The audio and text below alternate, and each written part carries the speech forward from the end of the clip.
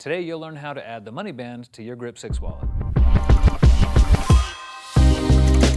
All right, so when you get the money band in the wallet is gonna come inside the wallet package like this. So you've got your wallet, pull it out of the box, then your money band, just pop that off like that. So the money band has a little card in here with a little bit of an alcohol pad. So the thing that you do with the alcohol pad is really just clean off the surface. Should be really clean already.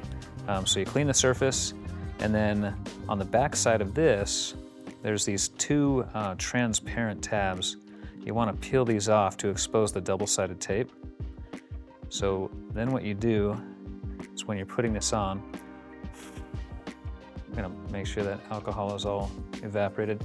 So the tricky thing right here is really to just to make sure you're lined up well.